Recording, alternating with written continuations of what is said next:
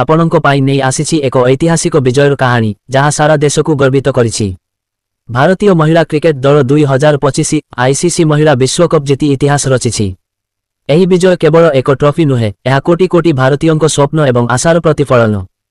ଆସନ୍ତୁ ଏହି ଐତିହାସିକ ବିଜୟ, ଖେଳାଳିମାନଙ୍କ ଉଲ୍ଲେଖନୀୟ ପ୍ରଦର୍ଶନ ଏବଂ ପ୍ରଧାନମନ୍ତ୍ରୀ, ସ୍ୱରାଷ୍ଟ୍ର ମନ୍ତ୍ରୀ ସଚିନ ତେନ୍ଦୁଲକରଙ୍କ ଭଳି ବ୍ୟକ୍ତିବିଶେଷଙ୍କ ଠାରୁ ମିଳିଥିବା ଅଭିନନ୍ଦନ ବାର୍ତ୍ତା ଉପରେ ଏକ ବିସ୍ତୃତ ନଜର ପକାଇବା। ଏହି ବିଶେଷ ପ୍ରସାରଣକୁ ଶେଷ ପର୍ଯ୍ୟନ୍ତ ଦେଖନ୍ତୁ ଏବଂ ଆମ ଚ୍ୟାନେଲକୁ ଲାଇକ୍, ସବସ୍କ୍ରାଇବ୍ ଓ ସେୟାର କରିବାକୁ ଭୁଲନ୍ତୁ ନାହିଁ।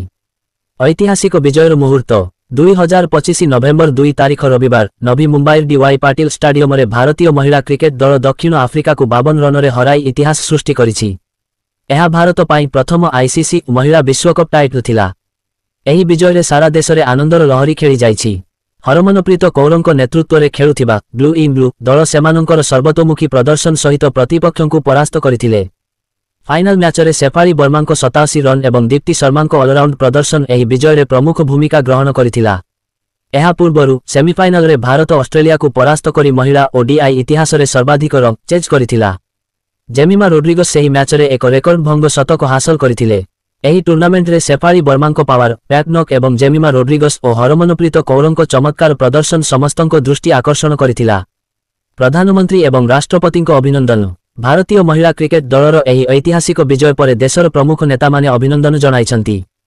ପ୍ରଧାନମନ୍ତ୍ରୀ ନରେନ୍ଦ୍ର ମୋଦି ନଭେମ୍ବର 2 ତାରିଖରେ ପ୍ରଧାନମନ୍ତ୍ରୀ ମୋଦି ଏହି ବିଜୟକୁ ଏକ ସ୍ପେକ୍ଟାକୁଲାର ୱିନ୍ ଭାବରେ ବର୍ଣ୍ଣନା କରିଛନ୍ତି। ସେ ଏକ୍ସରେ ତଥା ପୂର୍ବରୁ ଟ୍ୱିଟରରେ ଲେଖିଥିଲେ ଯେ ଏହି ପ୍ରଦର୍ଶନ ମହାନ ଦକ୍ଷତା ଏବଂ ଆତ୍ମବିଶ୍ୱାସରେ ପରିପୂର୍ଣ୍ଣ ଥିଲା। ସେ ଆହୁରି ମଧ୍ୟ କହିଥିଲେ ଯେ ଏହା ଆଗାମୀ ପିଢ଼ି ପାଇଁ ପ୍ରେରଣାଦାୟୀ ହେବ। ରାଷ୍ଟ୍ରପତି ଦ୍ରୌପଦୀ ମୁର୍ମୁ ଅଙ୍କ ବାର୍ତ୍ତା। ରାଷ୍ଟ୍ରପତି ଦ୍ରୌପଦୀ ମୁର୍ମୁ ମଧ୍ୟ ଭାରତୀୟ ମହିଳା କ୍ରିକେଟ ଦଳକୁ ଅଭିନନ୍ଦନ ଜଣାଇଛନ୍ତି। ପ୍ରଧାନମନ୍ତ୍ରୀ ମୋଦିଙ୍କ ଅନୁଯାୟୀ ଦଳ ଟୁର୍ଣ୍ଣାମେଣ୍ଟ ସାରା ଅସାଧାରଣ ଦଳଗତ କାର୍ଯ୍ୟ ଏବଂ ଦୃଢ଼ତା ପ୍ରଦର୍ଶନ କରିଛି, ଯାହା ସାରା ଦେଶ ପାଇଁ ଗର୍ବ ଆଣିଛି। ସ୍ୱରାଷ୍ଟ୍ର ମନ୍ତ୍ରୀଙ୍କ ପ୍ରତିକ୍ରିୟା।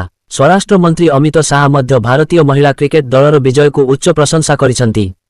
ବିଶେଷ କରି ପାକିସ୍ତାନ ବିପକ୍ଷରେ ଭାରତର ବିଜୟକୁ ସେ ଏକ ପରଫେକ୍ଟ ଷ୍ଟ୍ରାଇକ୍ ଭାବରେ ବର୍ଣ୍ଣନା କରିଛନ୍ତି।